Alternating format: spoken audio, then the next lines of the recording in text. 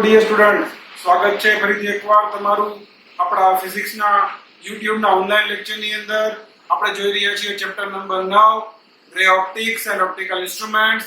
આ ચેપ્ટરની અંદર આજે આપણો આ 15મો લેક્ચર છે.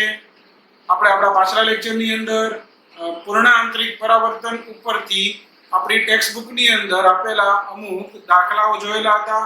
આજે એવા જ દાખલાઓ ફરી પાછા જોવા જઈ રહ્યા છીએ.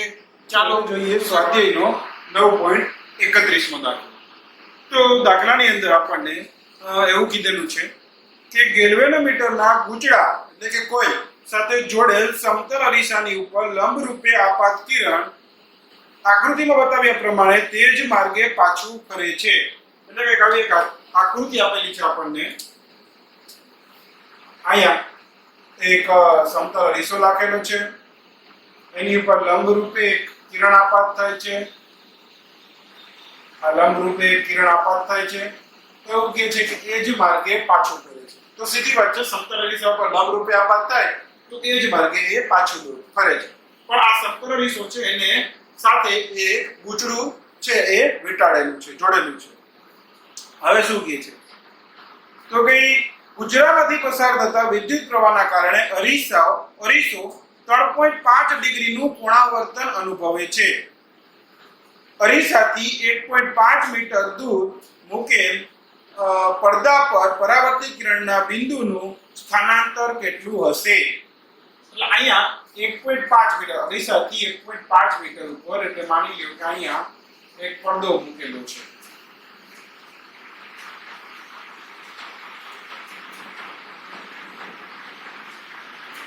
આ એક પડદો મૂકેલો છે.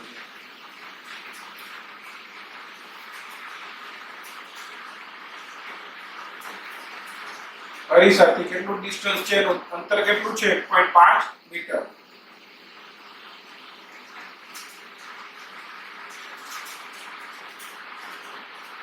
હવે શું કહે છે તો આ કિરણ છે આપાત થઈ પરાવર્તન પામી અને આ બિંદુ અહીંયા એક બિંદુ રચશે. પણ હવે થાય છે એવું કે આ જે સમતલ અરીસો છે એની સાથે જે ઓલી કોઇલ જોડી છે, ગૂંચળું જોડ્યું છે, એના લીધે ગૂંચળામાં જો વિદ્યુત પ્રવાહ પસાર કરે છે એટલે આપણને ખબર છે શું થાય. વિદ્યુત પ્રવાહ પસાર થાય એટલે શું થાય? આ વિદ્યુત ક્ષેત્ર અને ચુંબકીય ક્ષેત્ર ઉત્પન્ન થાય. એના કારણે આ શું થાય છે, અરીસો છે એનું કોણાવર્તન થાય છે. હવે આજે આમ હતો એની બદલે કંઈક આમ બની ગયું છે. કેટલું? 3.5 ડિગ્રી જેટલું કોણાવર્તન થાય છે. કેટલું કોણાવર્તન થાય છે? 3.5 ડિગ્રી જેટલું એનું કોણાવર્તન થાય છે. બરાબર છે? આમ કોણાવર્તન થઈ જાય છે.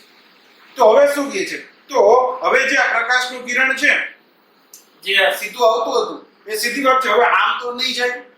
હવે એ આમ નહીં જતો કેમ કે પરાવર્તન જ્યારે થતું હશે ત્યારે શું થતું હશે તો કે પરાવર્તનના જે નિયમો છે એનું પાલન થતું હશે. તો હવે એ કેમ જતું હશે તો આમ આવીને આમ ક્યાંક જતું હશે. માની લ્યો કે આમ ક્યાંક જાય છે.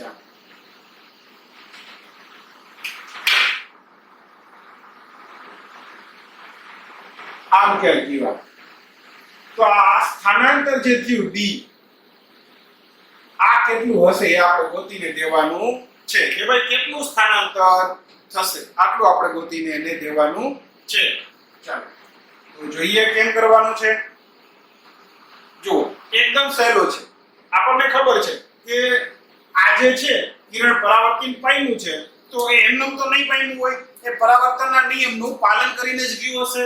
એટલે કે આ અરીસો હશે, માની લ્યો કે અહીંયા એક આકૃતિ દોરીએ નવી, આ પડદો.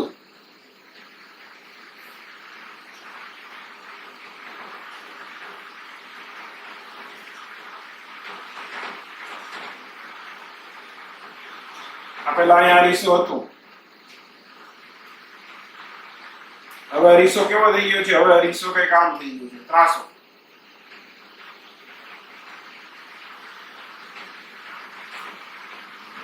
.5 જેટલું એનું કોણાવર્તન થયું છે. તો જો 3.5 જેટલું કોણાવર્તન થયું હોય તો સીધી વાત છે, આ જે લંબ હશે, હવે આ જે લંબ દોરી આ સપાટી સમતલ અરીસો એને લંબ એ કઈક આવી રીતે બનશે કે નહીં?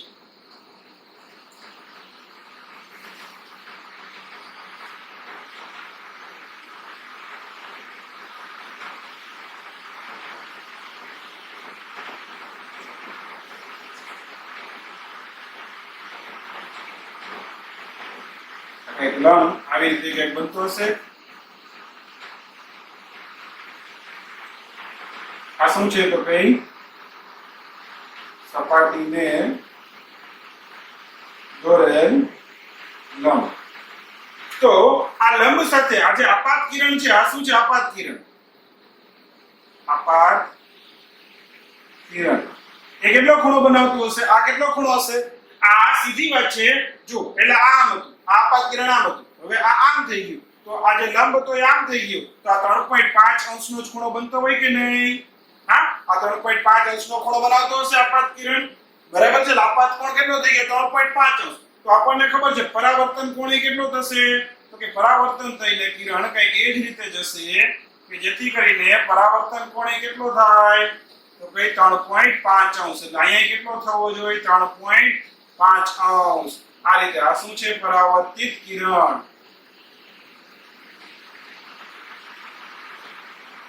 બરાબર છે. અહીંયા જે આ બિંદુ મળ્યું, પહેલા અહીંયા આવવું જોઈએ એ સ્થાન ઉપર, હવે કેટલું થઈ ગયું? સી સ્થાન ઉપર પહોંચી ગયું. તો આ શું થઈ ગયું? બિંદુનું સ્થાનાંતર. અને અહીંથી આટલું અંતર કેટલું આપેલું છે? 1.5 મીટર. બરાબર છે. અહીંયા ખૂણો કેટલો થશે? 90 ડિગ્રી. તો જો એકદમ સહેલું છે. ગોતવાનું શું છે? તો કે આપડા એસી ગોતવાનું છે. આ આપણને ખબર છે આ ખૂણો, આખો ખૂણો કેટલો થશે? 3.5 અને 3.5 એટલે કેટલો થઈ જશે? એટલે થઈ જશે 7 અંશ. બરાબર છે. ચાલો અહીંયા એક વચ્ચે નામ આપી દઈએ P. પહેલા તો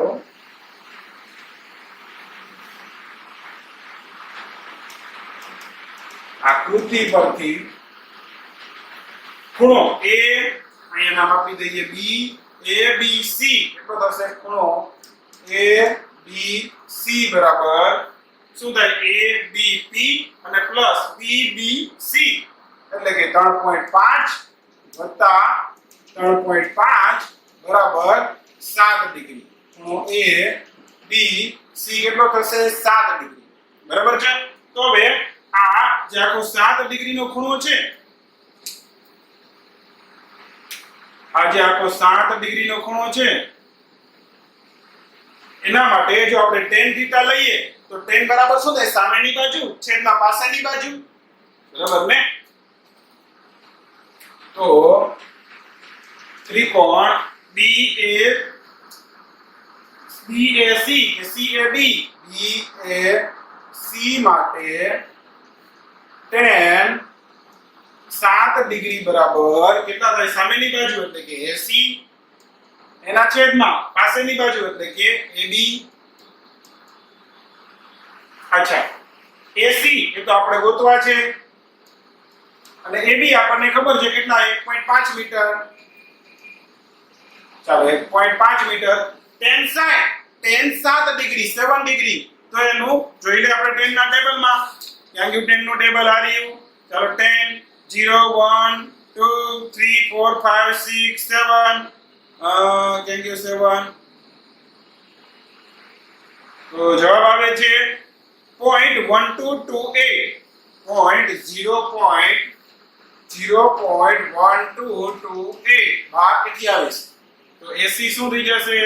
AC બરાબર 0.1228 એને ગુણ્યા 1.5 ગુણાકાર કરીએ, કેલ્ક્યુલેટરમાં ગુણાકાર કરીએ. 0.1228 ગુણ્યા 1.5 જવાબ આવે 0.1842. 0.1842 આટલા મીટર. કેમ કે અહીંયા આપણે મીટરમાં આપેલું છે 1.5 મીટર. તો આને સેન્ટીમીટરમાં ફેરવવું હોય તો શું કરવું પડે? હા, એને ગુણ્યા 100 કરી દેવાના. એટલે કે AC બરાબર આને ગુણ્યા 100 કરી દો એટલે 2 પોઈન્ટ આમ વયા જાય 18.42 સેન્ટીમીટર. તેનો મતલબ પરાવર્તિત કિરણના લીધે જે બિંદુ મળે છે એનું સ્થાનાંતર કેટલું થયું હશે? તો કે 18.42 સેન્ટીમીટર. એટલે કે પડદા પર મળતા પ્રકાશના બિંદુનું સ્થાનાંતર 18.42 સેન્ટીમીટર જેટલું થયું હશે. બરોબર છે? તો આ દાખલો પણ ફટાફટ તમારી બુકની અંદર લખી લ્યો.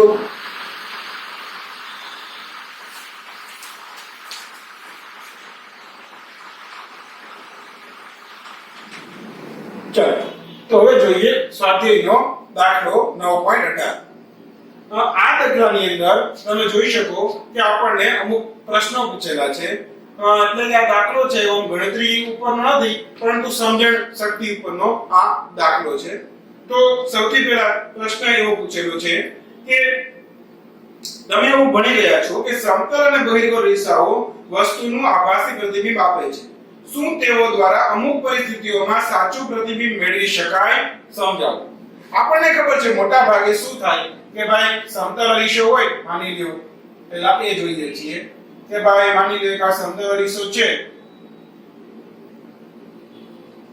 એની સામે અહીંયા કઈ વસ્તુ રાખેલી હોય તો એ શું કરે છે તો કે વસ્તુમાંથી આવતા જે કિરણો હોય, બરાબર છે, એનું આપણને પ્રતિબિંબ આપે છે. કઈ રીતે? આ કિરણો ખરેખર પરાવર્તન પામીને આમ જાય, પછી અહીંયા એક કિરણ હોય ધારો કે, તો આ એક પરાવર્તન પામીને આમ કેવું હોય, પછી આ લોકોના નામ પાછળ ભેગા કરીએ, આ જે કિરણ હતા એના નામ ભેગા કરીએ તો આપણને અહીંયા એક આભાસી પ્રતિબિંબ મળે. આવું આપણે જોઈ ગયા છીએ. એ છે એવો પ્રશ્ન એવો પૂછેલો છે કે આભાસી હંમેશા મળે, ક્યારે એવું બને કે વાસ્તવિક મળે? તો આનો જવાબ આવે છે હા, મળી શકે. હા, સમતલ અને બહિર્ગોળ અરીસા વડે પણ વાસ્તવિક પ્રતિબિંબ મેળવી શકાય. ક્યારે? તો કે જો વાસ્તવિક પ્રતિબિંબ ક્યારે મળે? જ્યારે પરાવર્તિત કિરણો હોય એ ખરેખર કોઈ એક બિંદુ ઉપર ભેગા થાય. હવે ભેગા ક્યારે થાય? તો કે જો આપણને ખબર છે બે પ્રકારના કિરણો હોય. એક તો એવા કિરણો હોય, ધારો કે એક આ કિરણ છે, બીજું આ કિરણ છે. આ બંને કિરણો આગળ આમ લંબાવીશ તો આ બંને એક બિંદુ ઉપર ભેગા થશે. અભિસારી કિરણો કહેવાય ને, અભિસારી કિરણો. અથવા કેવા હોય? એક આવા હોય, આમ જતા હોય અને ગમે ત્યાં લંબા હોય. આ કોઈથી ભેગા રહે? આ જિંદગીમાં કોઈથી ભેગા થાય નહીં. એટલે આપસારી કિરણો છે. આપણને ખબર છે કે જ્યારે પ્રતિબિંબ વાસ્તવિક હોય ત્યારે કેવા કિરણો મળતા હોય? તો કે આવા. અને જ્યારે પ્રતિબિંબ આભાસી હોય ત્યારે કેવા કિરણો મળતા હોય? તો કે આવા. હવે અહીંયા પૂછે છે શું કે સમતલ અરીસા વડે હંમેશા આપણને ખબર છે કે આવું જ કંઈક થવાનું છે.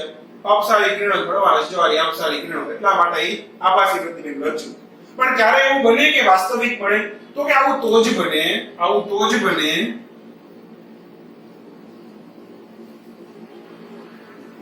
જો વસ્તુ કેવી હોય? વસ્તુ એ આભાસી હોય. વસ્તુ જ કેવી હોય? આભાસી હોય. એટલે વસ્તુ આભાસી હોય એટલે હવે માની લ્યો કે આ જે આભાસી પ્રતિબિંબ છે એ જ હવે માની લ્યો કે આભાસી વસ્તુની જેમ વર્તે. આ જો આભાસી વસ્તુની જેમ વર્તે તો હવે એમાંથી જે કિરણો આવતા હશે, આમાંથી જે કિરણો આવતા હશે, બરાબર છે, આમાંથી જે કિરણો આવતા હશે એ શું થતા હશે? ધ્યાન રાખજો. હવે ધારો કે આ વસ્તુ એ પોતે કોઈ એક આભાસી વસ્તુ અહીંયા પડેલી છે. હવે અહીંયા આપણે એક આભાસી વસ્તુ રાખી દઈએ.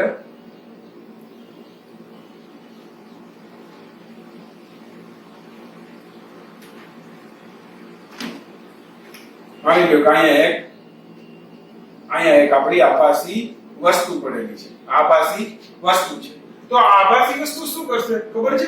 તો કે એ આપણને ખબર છે કેવા પ્રકારના કિરણો હોય, તો જુદા પાડતી એવા કિરણો મોકલે કે નહીં. એટલે આભાસી વસ્તુ હોય, ધારો કે આમાંથી આ કિરણ એક આવતું હોય, આપણને એવો ભાસ થાય કે આ એક કિરણ આવે છે.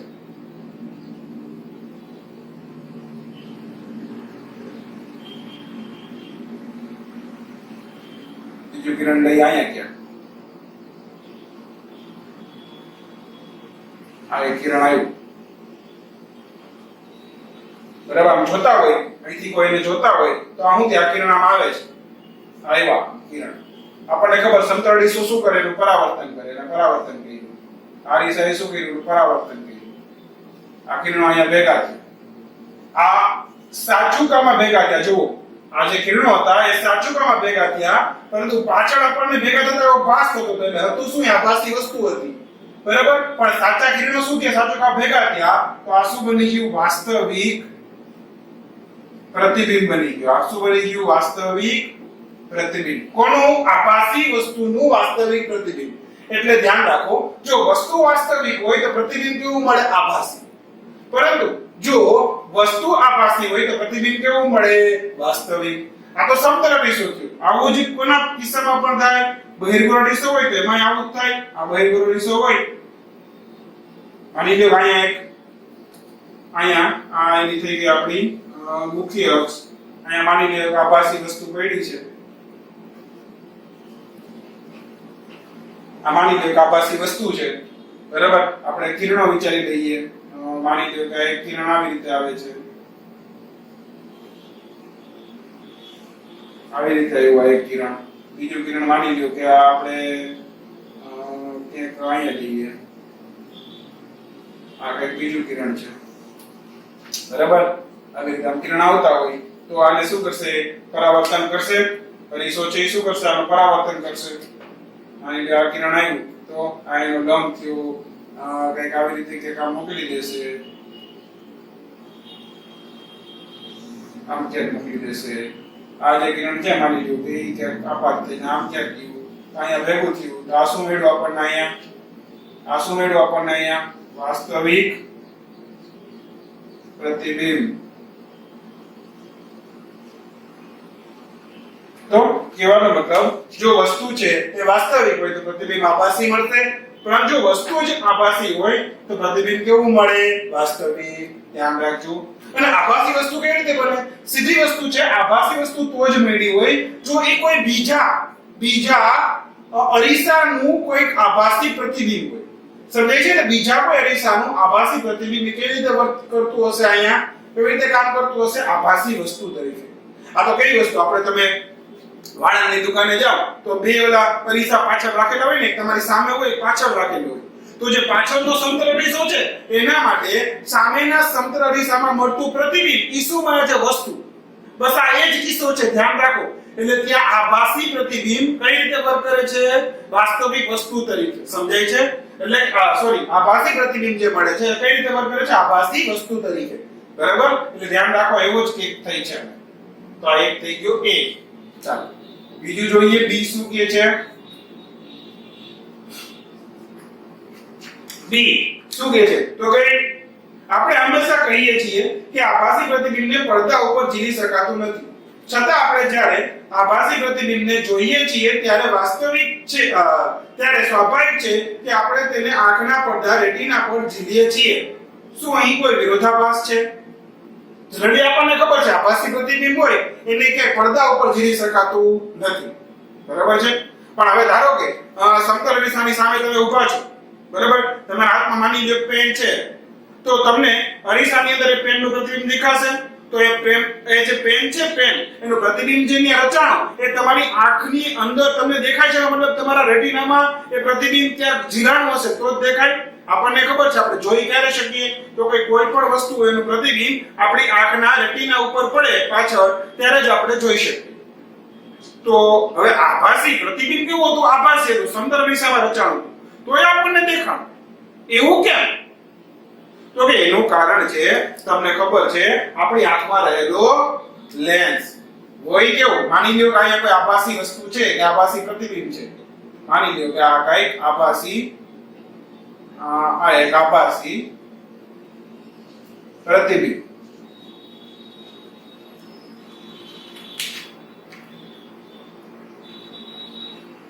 આ એક આભાસી પ્રતિબિંબ છે હવે થાય કેવું કે એ આભાસી પ્રતિબિંબમાંથી આવતા કિરણો જાય ક્યાં કે આપણી આંખની અંદર જાય આપણી આંખની અંદર શું હોય તો કે આપણી આંખની અંદર આપણને ખબર છે એક લેન્સ હોય.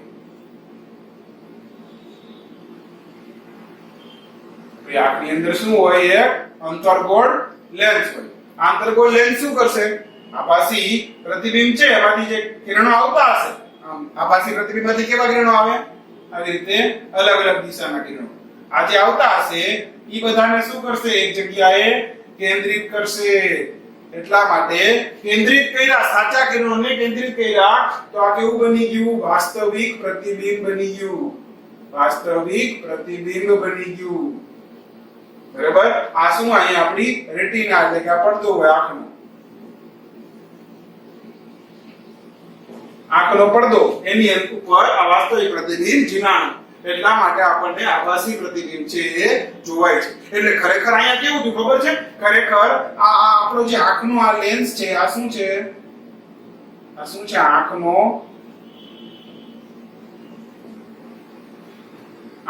આ લેન્સ છે. આ આંખના લેન્સ માટે જે આભાસી પ્રતિબિંબ હતું, આભાસી પ્રતિબિંબ એ કઈ રીતે કામ કરશે? એ એક વાસ્તવિક વસ્તુની રીતે કામ કરશે. વાસ્તવિક વસ્તુની જેમ કામ કરશે. એટલા માટે આપણે એને આપણી આંખ છે એને ઝીલી શકે છે. આમાં કોઈ વિરોધાભાસ નથી. આમાં કોઈ વિરોધાભાસ નથી. ધ્યાન રાખજો. બરાબર છે બાળકો? તો આ થઈ ગયો બી. પછી આપણે જોઈએ આગળ સી. સી શું કહે છે? કે પાણીની અંદર એક વ્યક્તિ તળાવના કિનારે ઊભા રહેલા એક માછીમારને ત્રાસી રીતે જુએ છે. તો તેને આ માછીમાર તેની ખરેખરી ઊંચાઈ કરતા લાંબો દેખાશે કે ટૂંકો? આપણને ખબર છે, માની લ્યો કે આ પાણી છે, અહીંયા માની લ્યો પાણી છે, અહીંયા હવા છે. હવાનો વક્રી ભવનાંક આપણને ખબર છે 1 છે.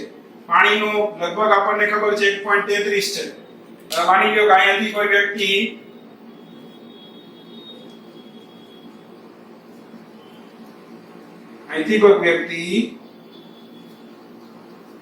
અહીંયા બહાર ઉભેલી કોઈ વ્યક્તિને જોતો હોય તો આપણને ખબર છે અહીંયા શું થશે? એ વ્યક્તિને આની ઊંચાઈ આ જે છે ખરેખર માની લ્યો કે આ ભાગ એનો જોવે છે તો આ ભાગ ખરેખર અહીંયા નહીં દેખાય. એને ખરેખર ક્યાં દેખાતો હશે? અહીંયા દેખાતો હશે. આ શું થઈ ગઈ? એની વાસ્તવિક ઊંચાઈ h. આ શું થઈ જાય? આભાસી ઊંચાઈ h ડેશ. યાદ છે ને? આપણે આ જોયેલું હતું. તો આ ખરેખર અહીંયા ન દેખાય એટલે ક્યાં દેખાય? અહીંયા દેખાય. તો ખરેખર આ જે ઊંચાઈ છે એને વધારે જોવા મળશે. બરાબર છે? અથવા તો તમે આપણા સ્નેલના નિયમની અથવા તો જે h upon h ડેશ નું સૂત્ર આપણે તારવેલું હતું મોટવણી વાળું. h ના છેદમાં h ડેશ બરાબર n વસ્તુ એના છેદમાં n અવલોકન. આની મદદથી પણ મેળવી શકો. વસ્તુ એટલે વસ્તુ ક્યાં છે ખરેખર? અવલોકનકાર કોણ છે? આ અવલોકનકાર છે. જોવે છે કોણ? તો કે આ માણસ. વસ્તુ ક્યાં છે? તો કે આ વસ્તુ છે. ચાલો, તો વસ્તુનો કેટલો છે? વક્રી ભવનાંક 1. એના છે અવલોકનકાર ક્યાં છે? તો કે એનો વક્રી ભવનાંક ક્યાં છે? અચ્છા સોરી, વસ્તુ ક્યાં છે? તો કે અહીંયા એનો હા 1. એના છે અવલોકન ક્યાં છે? પાણીમાં. તો 1.33 અને 1 ના છેદમાં 1.33 બરાબર h ના છેદમાં h ડેશ. આપણે h ડેશ જોઈ છે તો h ડેશ ને આ બાજુ લઈ જઈએ. 1.33 ને આ બાજુ લઈ જઈએ તો શું થઈ જશે? અહીંયા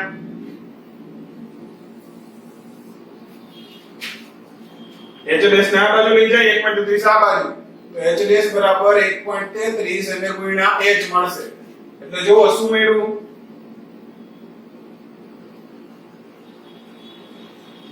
એટલે આપણને h ડેશ કેવો મળે? h અને ગુણ્યા 1.33. 1.33 એટલે 1.3 ગણું લગભગ કહી શકું. 1.3 ગણું એટલે સીધી વાત છે. h ડેશ કેવું મળ્યું? વધારે મળ્યું. બરાબર કે નહીં? એટલે કે કેવો દેખાશે? કેવો દેખાશે? પૂછ્યું છે શું? કે માછીમાર તેની ખરેખર ઊંચાઈ કરતા લાંબો દેખાશે કે ટૂંકો? તો ગઈ માછીમાર તેની ખરેખર ઊંચાઈ કરતા લાંબો દેખાશે. બરાબર છે? એટલે કેવો દેખાશે? લાંબો દેખાશે. સીધી વાત છે, સમજાય છે? ચાલો પછી ડી શું કહે છે? જો ત્રાસી દિશામાં જોવામાં આવે તો પાણીની ટાંકીની આભાસી ઊંડાઈ બદલાશે. જો હા તો તે આભાસી ઊંડાઈ વધારે હશે કે ઓછી? આથી ઊંધું પૂછેલું છે ડી ની અંદર. આની લ્યો કાંઈ પાણીની ટાંકી છે,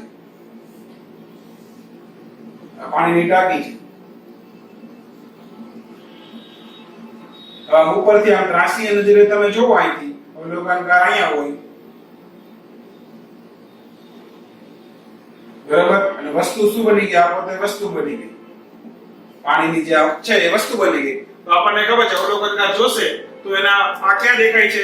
પાણીની આ જે સપાટી છે આ વાસ્તવિક છે, આ વાસ્તવિક ઊંડાઈ દેખાશે ક્યાં? કે અહીંયા ક્યાંક દેખાશે.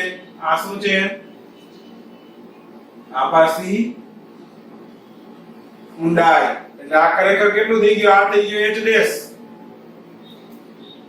અને આ થઈ ગયો આખે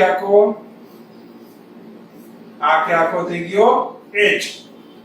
તો જો h ડેશ ઓછો દેખાશે ને એટલે પૂછે છે શું? જો ત્રાસી દિશામાં જોવામાં આવે તો પાણીની ટાંકીની આભાસી ઊંડાઈ બદલાશે. જો હા તો તે ઊંડાઈ આભાસી ઊંડાઈ વધારે હશે કે ઓછી? તો કે હા બદલાશે. હા આભાસી ઊંડાઈ વાસ્તવિક ઊંડાઈ કરતા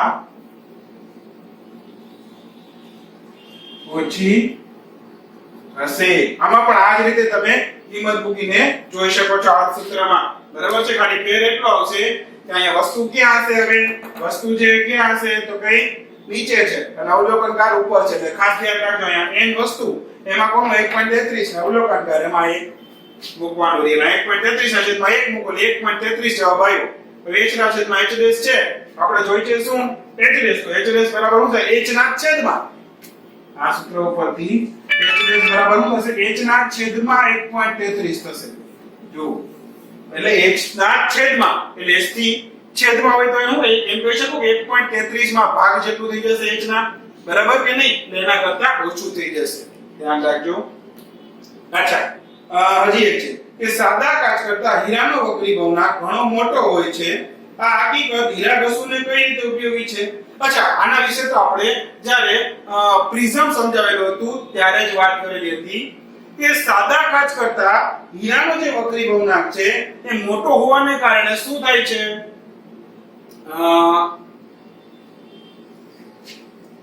અચ્છા ઈ છે અહીંયા લખી નાખું છું જરા. જો હીરાનો આપણને ખબર છે વક્રી ભવનાક કેટલો છે? 2.42 જેવો છે. તો આટલો વક્રી ભવનાક હોવાને કારણે આપણને ક્રાંતિકોણ જે મળેલું હતું ક્રાંતિકોણ એ લગભગ 24 ડિગ્રીની આજુબાજુ હતો. તો ફાયદો શું થશે ખબર છે? કે ક્રાંતિકોણ કરતા વધારે કોણે આપણને ખબર છે પૂર્ણાંતરિક પરાવર્તન થશે. એટલે જ્યારે હીરા ઘસુને હીરો બનાવવો હશે તો જે સપાટી હશે એને બનાવવા માટે એની પાસે બહુ વિશાળ રેન્જ હશે. એવી રીતે બનાવી શકશે કે જેથી કરીને આપાત કોણ કેટલો થાય? તો કે 24 થી લઈને 90 ડિગ્રી સુધીનો થાય. આપાત કોણ 24 ડિગ્રી થી 90 ડિગ્રી વચ્ચેનો કોઈ પણ હોય તો એ શું થઈ જશે? પૂર્ણાંતરિક પરાવર્તન.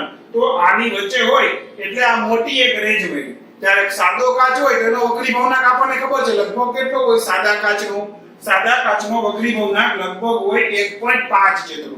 જે વક્રી ભવનાક છે એ નાનો મળે એટલે ક્રાંતિકોણ કેવો મળશે? મોટો મળશે, વધારે મળશે. તો આ જે રેન્જ છે એ કેવી થઈ જશે? થોડી ટૂંકી થઈ જશે. ઠીક છે? તો કહેવાનો મતલબ સાદા કાચ કરતા જે હીરાનો આપણે વક્રી ભવનાક છે એ વધારે હોવાને કારણે આપણે ક્રાંતિકોણ કેવો મળ્યો છે? નાનો મળ્યો છે. ધ્યાન રાખજો ક્રાંતિકોણ આપણને ખબર છે જો વક્રી ભવનાકમાં ક્રાંતિકોણનું સૂત્ર શું હતું? ક્રાંતિકોણ sin IC બરાબર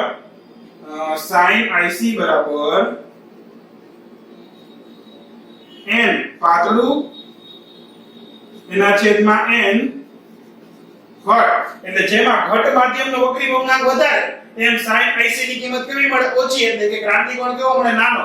એટલે 2.42 છે, બરાબર? તો આ વધારે છે, તો આ નાનો મળ્યો 24. એની બદલે ધારી લ્યો કે કાચ હોત તો એનો કેટલો છે? 1.5. તો 1.5 મૂકો તો એના કરતા વધારે કિંમત મળે કે નહીં? એટલા માટે કાચ કરતા જે હીરાનું જે કાઈ વક્રી ભવનાંક છે 2.42 છે, તો હીરા કશું ને એટલી થોડીક રાહ કે ભાઈ એને કોઈ પણ 24 થી લઈને 90 ડિગ્રી સુધી આપાત કોણ થાય એ રીતે એનો શેપ આપશે તો પણ શું થઈ જશે? પૂર્ણ આંતરિક પરાવર્તન અંદર. એટલા માટે જે હીરો છે એ ચમકવા માંડશે. બરાબર છે? તો આ થઈ ગયો તમારો આખો જવાબ 9.18. બરાબર છે? આ આખો સમજૂતી ઉપરનો હતો. જરા તમારી બુકની અંદર આટલું લખી લેજો.